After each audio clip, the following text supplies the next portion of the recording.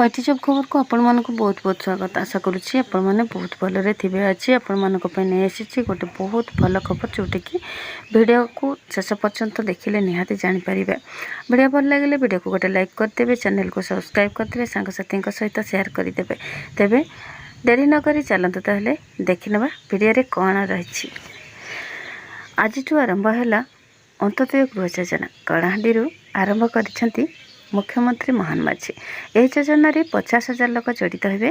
गरीब भिन्नक्षम विधवा दुरारोग पीड़ित व्यक्ति शहीद परिवार पद्मश्री परिवार अग्नि विपन्न आदि लोक सामिल हेबे।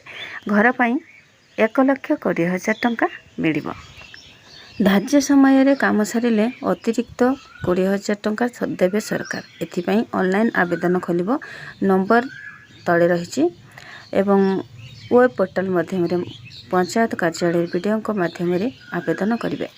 बजेट रे अंत्योदय योजना लगी 7,750 कोटी व्यय बराद कर दारिद्र्य सीमारेखा तले थिबा परिवार को पक्का घर जगाई देवाक अंत्योदय गृह योजना कर आसंता 3 वर्ष रे अति कम 2,25,000 नूतन घर मंजूर कर 2025-26 रे 75,000 गृह निर्माण धार्य रही।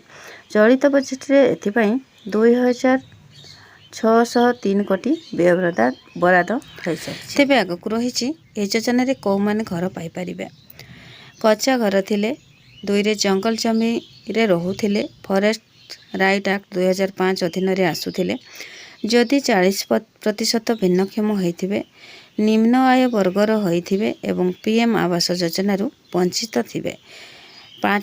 प्राकृतिक विपर्यय किंबा वन्यजंतु द्वारा घर भांगी थिले सरकारी प्रकल्प पई बासच्युत होतिले मिलिबो घर।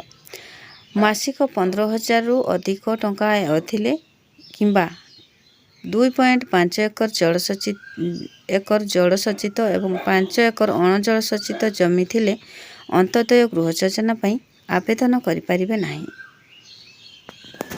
तेबे ये थिला क्राइटेरिया को माने आवेदन करें नहीं। मासिक जो माने 15,000 टंका आय थिबो ता सहित 2.5 एकर जलसचित जमी थिबो एवं 5 एकर अणजलसचित जमी थिले अंत्योदय गृह योजना रे आवेदन करें नहीं।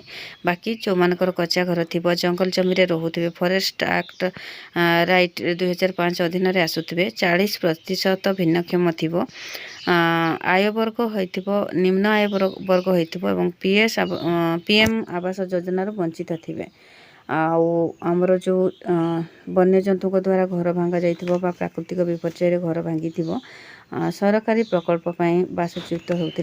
तेबे आशा करी वीडियोटी आपण मानकु बहुत भल लगी जदि भल लगी लाइक कमेंट शेयर और सब्सक्राइब करने जमा बोलबेनि सांगसाथी सहित शेयर कर दिंतु जो द्वारा जो मैंने भी बासघर आवास योजना रे पकईवा को बंची जाइथिबे बा जो मैंने पकई पारि नथिबे से माने मध्य लाभ उठाई पारिबे। वीडियोटी को शेष पर्यंत धैर्यर सहित देखिबारु आपण मानकु बहुत बहुत धन्यवाद। पुणी देखाबा गोटे एमती इनफॉर्मेटिव वीडियो सहित। रहुछि नमस्कार।